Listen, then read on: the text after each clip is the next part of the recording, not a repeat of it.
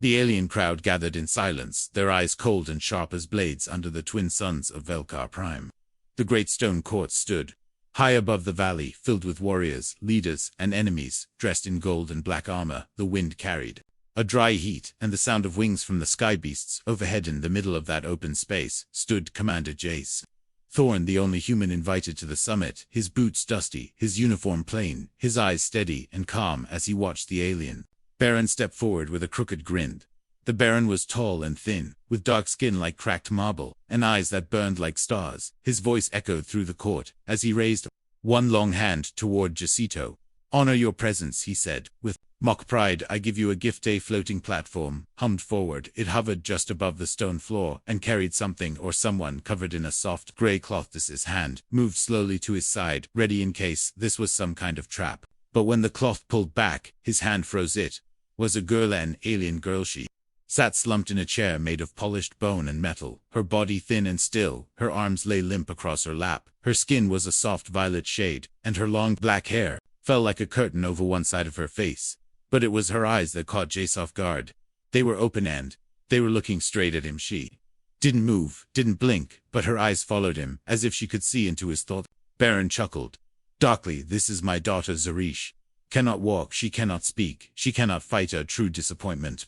Perhaps a human like you will find some use for her." He turned and laughed, and the court joined in. Joe's didn't smile. He walked slowly toward the girl, and knelt beside her, the crowd whispering as he stared into her strange bright eyes. She blinked once, then again. Was that on purpose? He whispered to Herkin. "You hear me?" The girl didn't answer, but her gaze stayed locked on his face. Jace looked up at the Baron, and then back to the girl. Not a joke, not garbage. Alive. He stood and faced the alien crowd, his voice firm. "I accept your gift, but not as a joke, not as an insult. Accept her, because no one should be thrown away." The laughter stopped. Whispers turned to silence. Even the Baron raised a brow. "Take her then, human," he said with a sneer. "Do not come back when she breaks." Jace walked over to his ship and motioned for his team. They brought the girl gently into the medbay, her chair sliding smoothly into the clean white room of the human cruiser. Dr. Halley frowned as she ran scans over the girl's body, her voice low. "Severe nerve damage, spine shattered, muscles wasted, but brain activity is strong. Very strong. She's aware, just can't move, just can't speak." Jace stood over her as the lights blinked on the screen beside them. Her eyes followed everything, every light, every sound, every face.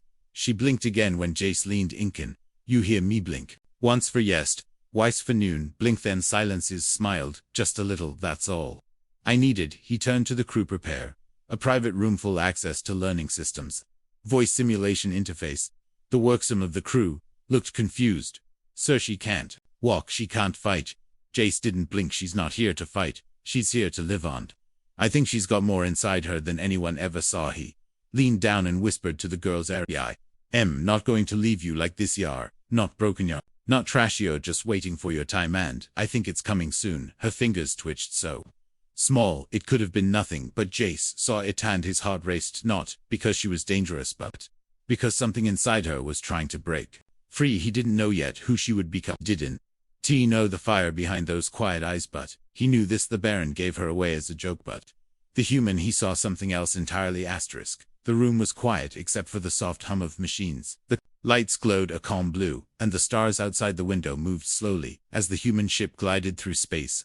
Ari sat in her new chair near the center of the medbay, surrounded by clean screens and soft voices, her body still frozen, but her eyes never stopped moving. She watched everything. She watched the nurse adjust the machines. She watched the doctor scribble something on a pad. She watched Commander Jace Thorne walk in every morning and sit beside her and speak like she was already part of his world. He told her about the ship and its systems, about the strange foods humans liked, and how gravity felt different on each planet. Sometimes he told stories from the war. He spoke about fear and fire and friends he had lost, and every time he spoke, she listened. Her eyes told him that much. One blink for yes, two blinks for no. That was the system they had built together, but now her blinks came faster, stronger. She could answer questions. She could ask questions too. Jace would speak slowly, giving her time to reply. "Do you like music? One blink. Would you like to see Earth someday? One blink. Would you afraid to blink's good? So am I sometimes, but fear is just the edge of courage. That's what my mother used to say." She blinked again. Was it yes or no? Just smiled. She was listening, and that was enough. Dr. Halley came back 2 days later with new data. Scans show neural activity rising faster than we expected. Something is changing. We don't know what triggered it. Juice glanced at Zerai. Doshi's. Waking up, the crew was still unsure what to think of the silent girl, who came as a gift from a laughing baron. Some of them kept their distance, others watched from the corners and whispered. But there was one engineer, a young man named Kellen. He was quiet and curious. He started leaving puzzle screens on the wall for her, small games made of color and logic and patterns. The first time she blinked at the screen, and nothing happened. The second time, the screen responded to her blink and changed. Then another blink, then another. She was playing and she was winning. Kellen ran into the mess hall, yelling she beat the level. She blinked through it in under 2 minutes. It wasn't luck. She knew what she was doing. The crew gathered later that night in the observation lounge, where Jace had set up a new screen for her. This one showed a maze with numbers and traps and strange alien shapes. Zari looked at it for a few seconds, then blinked again. The maze shifted, a path opened. Another blink. Change. In 3 minutes the maze was solved. No one said anything for a while. Then someone clapped, in another, until the room was filled with quiet cheers. Jace stood behind her, watching the crew. You see, she doesn't need legs to be faster than you. Need a voice to speak louder. She's already showing us who she is. Later that night, Jace sat in his quarters looking over Zari's scans and logs. He saw how fast she was adapting, how sharp her mind had become. She wasn't just alive, she was growing like a flame that had been waiting for air. He walked back to her room and stood in the doorway. She was still awake, her eyes calm and bright. You ready for more, aren't you? One blinked, then a second. Not no, but something more like a challenge. He leaned closer and whispered, then, let's build you a body that listens to you. Let's S give you hands to shape your own path. Let S give you legs that move with your will. Let's make you free. Her eyes widened, and then her fingers twitched again, just like before, but stronger, more certain, like her body was starting to remember itself. The room stayed quiet, but something in the air had changed. Something in the way she looked at him. She was not just watching anymore. She was planning. She was waiting. She was radiant. Commander Jace Thorne knew then this girl was not broken. She was a storm held in a cage, and very soon that cage would no longer hold her. The door to the lab slid open with a quiet hiss, and Commander Jace Thorne stepped inside, his boots tapping on the steel floor as the lights brightened around him. Engineers turned to look, their eyes questioning, their hands paused over keyboards and toolboxes scattered across metal tables. The air smelled of grease and energy cells. She's ready, Jace said, his voice calm but certain. For what? One of them asked, still wiping his hands with a cloth. To walk. The room fell silent. No one laughed, but the look they gave him was the same look they gave him when he brought Zari aboard weeks ago. It out as Befile didn't flinch. He walked to the center table and placed a datapad on the surface, its screen glowing with blueprints and neural maps. This is not a joke, he said. Her brain is active, more active than half this crew. She learns fast. She sees patterns quicker than our best systems. She's not just alive, she's awake, and she's waiting. One of the senior techs crossed her arms, her voice sharp, hour, saying, you want to build a suit for her? No, today full exoframe combat, clasp attuned for neural interface. He tapped the pad, and the screen shifted, showing a sleek design, a frame of black alloy with thin limbs, powered joints, and smooth arm. The tech's eyes narrowed. This is restricted military grade. She's not a soldier. She can be, Jace replied, or she can be something better, someone who sees the world differently, someone who moves through it with purpose, not violence. She deserves that chance. The room stayed quiet again. Then Kellen, the young engineer, stepped forward, eyes shining with belief. Defy LL helped. One voice, then another, until the lab began to buzz. Again machines turned on, tools sparked, hands moved. For the next 5 days the ship's lower deck became a place of quiet obsessions. Ari remained in her medbay, eyes watching as pieces were built for her future. Screens showed her the parts, the frame, the wires and sensors, the muscles of her new body. She blinked at each piece, once for yes, twice for adjustments, always alert, always sharp. She was designing it with them, not just for her but through her. The first prototype was clunky, its shape too heavy, its response too slow, but she tested it anyway. Her hands trembled as the neural band wrapped around her head, a thin golden loop connected to the frame. Jace sat beside her, watching as the screen displayed her brain activity. The suit moved slowly, one finger twitched, then another. Her hand rose for the first time under her own control, not perfect, not fast, but hers. The room erupted in gasps and quiet cheers. She blinked once, then twice, again and again, until the suit responded faster. She was learning how to move from the inside out each day. The suit improved light of, began doing more than move. She began shaping how she wanted to move. She wanted grace. She wanted speed. She wanted silence in her steps, and the team gave it to her. Juice watched as she trained with the crew. In the sim chamber, targets appeared and vanished. Lit the air. Zari moved through them with smooth, calculated force. Her steps were silent, her strikes perfect. Her mind was ahead of the machine, always thinking, always adjusting. She fell sometimes, the suit sparked, but she stood up each time without help. Not once did she blink for rest. One day Jace entered her training room and found her standing near the window, watching the stars. Her frame cast a long shadow over the floor. He spoke gently. "How do you feel?" She turned slowly, her helmet opened just enough to see her eyes sharp come alive. She blinked on seeing this. Noted Judah, ready for the next step. He walked over and placed a small badge on her chest. It was not a rank, not a title, just a marquee symbol of choice Europe. Not a project now, he said. Part of the crew. Zari blinked again and raised her hand slowly in a salute. The motion was not perfect, but the meaning behind it was. Kellen watched from behind the control desk, his voice quiet. "She's not just learning, she's becoming." The others nodded. No more doubts, no more jokes. The Baron had given her away like trash. But here on a human ship, surrounded by belief tools and fire, Zari was being built into something no one expected. Not a weapon, not a symbol, but a person, one who had waited her whole life to rise, and now she was almost ready to fly. The doors opened with a soft hiss, and the crew stood in a quiet line along the training deck, their eyes fixed on the figure standing in the center of the rooms. She wore the new exosuit fully activated. For the first time, its frame black and silver with glowing veins of blue energy pulsing along the joints it wrapped around her body. Like a second skin shaped by her own input, crafted by human hands that believed she was more than a discarded girl in a floating chair. Commander Jace Thorne stood near the console, his arms crossed, his eyes steady as the systems powered. "And you don't have to run," he said softly.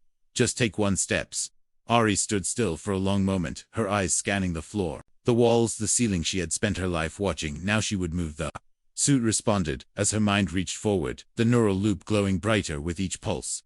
Her left leg shifted, then the right. Her balance wavered just a little, but she did not fall. Her arms rose slightly to steady herself, and then she took one full step, not smooth, not perfect, but a step. The crew watched in silence as she paused, then took another, then another, each one stronger than the last. The room filled with a low hum as the suit synchronized completely with her mind movement, becoming fluid and natural, as if her body had always known how to walk. Helen let out a breath he had been holding, and Dr. Halley covered her mouth in disbelief. "She's walking." "No, she's more than walking, she's learning how to fly." Zari moved to the center of the room, then turned and looked directly at Jassy. Nodded. "On say hour, ready for more." The training began with slow drills, simple turns, steps, ducks and rolls, each motion building on the last, the exosuit responding faster as her brain adapted her control. Becoming sharper within a day, she was running short bursts at first, then longer sprints across the padded track. Her movements precise and elegant. Targets were added. She responded with lightning reactions, dodging, spinning, striking with hands and legs, shaped by Will. Kellen added drone and a Mishi dodged every blast, every beam, every trapper, timing perfect. Jace watched from the balcony above, his voice quiet in the calm. "She doesn't just move, she dances." But something else was happening too. Zari began using the suit's built-in comms to speak for the first time. A synthesized voice, soft but clear. She started with words, then full sentences. "I am Zari, thank you. I want more training. I want challenge." The crew began listening to her, not just watching. They gave her tasks. She finished them faster than any new recruit. They gave her simulations. She broke records. The ship AI analyzed her scores and flagged her for exceptional reflex and adaptability. No one laughed at the Baron's gift anymore now. They asked for her opinion now. They sought her eyes for approval. One day, during advanced combat training, the ceiling shutters opened and real gravity was disabled. Zari floated for just a second, then triggered the suit's magnetic stabilizers and launched into zero-G combat. She moved like a shadow between stars, a flash of black and blue, slicing between targets. No fear, no hesitation, only focus. Focus only. Moshian just called the crew together that night in the main hall and placed her name on the duty roster. Zari crew designation, special operations clearance level upgraded. She stood at the front, silent in body but proud in stance. She had come from silence, from a chair, from chains, invisible and cruel, and now she stood among warriors as an equal. But in her eyes, Jay saw more than strength. He saw memory. He saw something deeper, something older. A storm not yet released. That night he walked into the observation chamber, where she sat alone watching The stars. He sat beside her and spoke gently. You were never broken, were you? She turned her head slowly. The helmet retracted, showing her face. No. They made me still, but not. Jace looked at her and asked the question that had burned in his mind since the day he met her. Why? Did he give you a why? She hesitated, then typed one word into the console. Fear. The room grew colder somehow. The stars outside seemed sharper. Zari's voice came through the speakers, again soft but sure. He feared what I would become. I still will become, and now I will not stop. She turned back to the stars, and Jace knew she wasn't walking anymore. She was rising, and the galaxy had no idea what was coming. The stars outside the ship were quiet and cold, but inside Zari's mind a storm was rising. Her dreams had changed from empty space to broken memories and strange flashes. Her mother's voice calling her, her father's shadow, always watching her. The sound of pain, and the feeling of falling. She woke in silence, her body covered in the exosuit, her breath steady, her heart strong, but her mind was full of fire. She went straight to the data core, her fingers flying across the screen. She bypassed security protocols that should have taken hours. She blinked twice, and the files opened. Kellen walked in, holding a datapad, and froze when he saw her standing there, the lights around her pulsing. Are you okay? He asked, his voice soft and careful. She looked at him, then back to the screen. She blinked once, then she sent a message to Jace Coombe to the core. He arrived minutes later and saw the same files opened across the large main screen. Medical reports, surveillance footage, encrypted orders from the Baron's house. Ari pointed at one file. Her voice came through the speakers, quiet but sharp. Lee just stepped closer, his eyes scanning the text, and his jaw tightenings.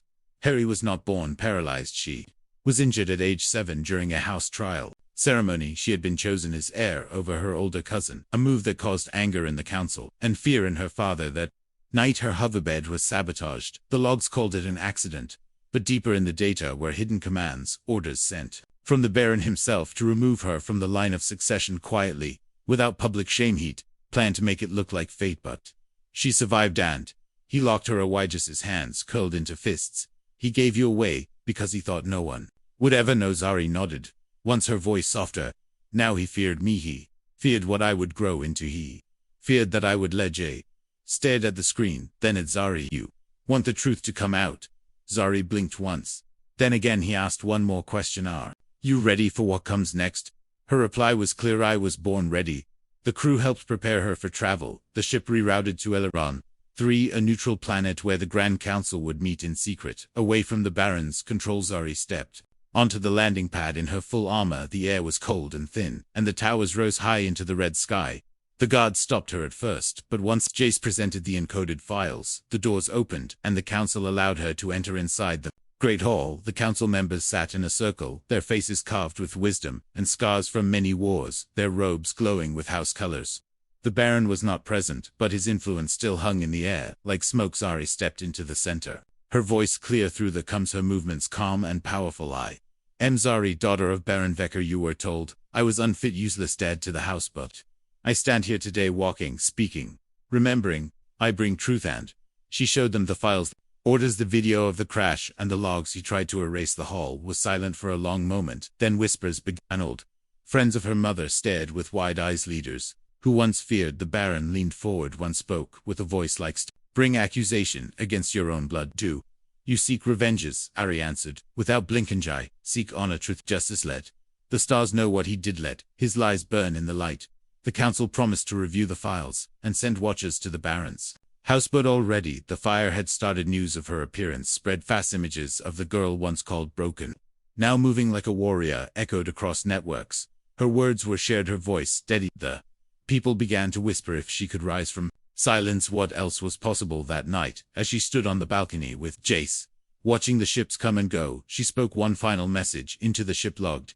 He tried to erase me, but I am still here, and I am not afraid. Just looked at her and saw the fire in her eyes, the same fire that once scared a powerful man into silence, but now that fire would light the stars, and the truth would no longer be buried. The council chamber was still cold. As the air thinned in silence, Zari stood tall, in her black and silver exosuit, the lights from the marble walls flickering across her armor like dancing fire.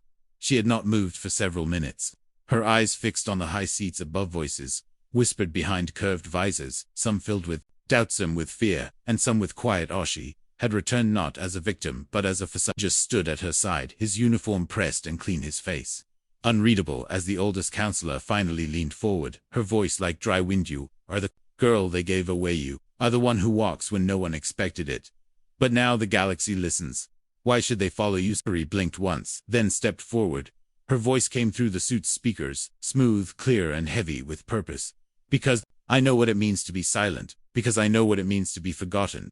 Because I know what it means to rise. The council chamber grew quiet again then. Questions began sharp. Questions: can she fight? Can she lead armies? Can she be Jace stepped forward, his tone cold as steel. She is not a weapon. She is not here to be used. She is not a tool to place in your war machines. She is a voice that cuts through centuries of lies. She is a mind sharper than any blade, and if you try to control her, you will fail. Zari's eyes shifted toward him, her voice softer now. He saw me when no one else did. He did not see a soldier, he saw a person, and that is why I trust him. That is why I walk beside him, not behind, not beneath. Beside. The council fell into silence. Some of them nodded, slowly, others still looked away unsure. But the storm had already begun outside. The chamber's word of her presence swept through the capital city. Crowds began to gather. Screens displayed her trial, her words, her movements on distant planets. Soldiers watched her first steps over and over. Alien diplomats sent secret messages, and on the far edge of the Baron's territory, ships began to move. He knew she had returned. He could not let her speak again that night. The attack came without warning. 5 black ships, no markings, no IDs. They fell through the clouds like shadows made of fire. The council hall's shields failed within seconds. Explosions rocked the sky tower. Zari stood in the center of the flames, her suit activating full combat. Protocols just shouted for the crew to pull civilians back. But Zari moved forward into the fire. She did not run. She did not flinch. She became the center of the storm. 3 assassins dropped into the hall, their armor crackling with plasma. They raised their blades. Zari raised her arms. She did not hesitate. The suit moved with her mind faster than thought. She spun low, sweeping one attacker off balance, and sent another flying with a blast from her palm. The third struck with a burning blade, aimed for her chest, but she caught it mid-air and turned the force against him, slamming him into the marble floor. Jace reached her just as the last attacker fled. Smoke filled the air. Alarms screamed. The counselors huddled behind broken walls. But Zari still stood. No blood, no weakness, only strength, only silence. And her voice returned. He sent them. You know it now. The question is, what will you do? The oldest counselor stepped forward, dust on her robe, fire in her eyes. We will not kneel to fear. We will not silence truth. Again. Zari, what do you need? Harry looked toward Jason, then back at the council. Access to every signal tower in the city. A message not just to the nobles, not just to the warriors, but to the forgotten, to the silent, to the ones like me. The council nodded. Within the hour, the entire planet lit up with her face. Her voice carried across thousands of systems, her words simple and sharp. You were told to obey. You were told to keep your head down. You were told that weakness is shame. I was called weak. I am still standing, and I will not stand alone. Beyond bide, let us remind the stars that even silence can roar. The message ended, but it did not fade across battle stations, marketplaces, distant colonies, and broken cities. People looked up, and for the first time in a long time they listened. Because she was not just a girl with armor. She was not just a daughter forgotten. She was something. Maria, leader born not from power but from pain, and the galaxy had finally begun to understand. The night sky over Ilaran 3 burned with the glow of rising ships, the smoke of battle curling into the stars like wounded shadows. The city below stood scarred, but standing. Its towers cracked, its people awake. In the center of the capital, Zari stood tall on the marble steps of the Grand Council Hall, her armor still lit with the soft pulse of energy, her eyes scanning the horizon as the last dead enemy dropship disappeared into the clouds. She had not spoken for hours, but her silence said more than words ever could. The council stood behind her, no longer hiding, no longer doubting, their faces pale but proud as the people below gathered in the square. Thousands filled the streets, climbing towers, leaning from balconies, children sitting on shoulders as the image of Zari appeared on every screen across the city. Across the house, Jace stepped beside her, his uniform scorched, his arms marked from the fight, but his voice steady. They are waiting. Ari looked out at the sea of faces, some human, some alien, all watching, all silent. She stepped forward, and her voice came through the speakers. Through every ship, satellite, and handheld device in orbit, I was born into silence. I was told I could not walk, that I could not speak, that I was nothing more than weight, that I would never lead. She paused and raised her hand. But I am still here, not because of blood, not because of title, because I chose not to vanish because one man believed, when no one else did, because I remembered who I wasn't, because I refused to break a cheer, began low and soft, rising through the crowd like a wave. She lifted her helmet in both hands, holding it high above her head as her long, dark hair fell around her shoulders. This is not the end, she said. This is the beginning. To every girl locked away in a silent room, to every child called weak, to every soul told to stay small. I see you and I walked for you. Jace looked at her and saw something he had never seen before. Not just a warrior, not just a survivor, but a beacon. Fire that could not be caged. She turned to the council, now quiet behind her, and spoke again. You ruled. From shadows you bowed to fear. You cold cruelty. Order that ends now. We will rebuild together and we will remember what silence tried to hide, not weakness but strength. The councillors stepped down from their seats, one by one, each laying their housemark at her feet, a symbol of surrender, symbol of trust. Sorry. Picked them up and placed them on the pedestal behind her, not for herself but for the people. Jace felt the ground shift beneath him, not with danger but with Jada, kind that cannot be stopped once it begins. News spread faster than ever across colonies and core planets, military posts and refugee outposts. Zari's face became more than just became a promise, and the Baron, the one who gave her away like a useless toy, he watched from his warship hidden in the dark edge of the system, his eyes wide with fear. He ordered silence, he ordered denial, but it was too late. The people knew his daughter. One he broke now led a movement that reached farther than his shadow ever could. She had no army, she had no throne, she had only the truth, and that was enough. 1 week later, Zari stood on the deck of Jace's ship, looking out over the stars with no name, her suit resting nearby, her body healing stronger each day. Kellen walked in smiling as he handed her a message from a distant world. Another council voted. They want to meet you, they want to listen. She blinked once and smiled. Jace joined her on the balcony. Saw what? Now she turned to him, her voice soft but certain. Now we make sure no one is ever left behind again. He nodded. Together, they stood in silence, watching the stars shift slowly across the dark. A paralyzed girl, once locked in a chair, once discarded like trash, now burned brighter than all of them. Not because she was perfect, not because she was powerful, but because she was real, and she never gave up. As long as someone remembered her story, she would never be forgotten. The galaxy would speak her name with pity but with pride. Zara, the girl who could not walk, the girl who did not speak, the girl who was given away as a joke, became the voice that shook empires, became the hands that rebuilt worlds, became the legend who reminded everyone ever in the silent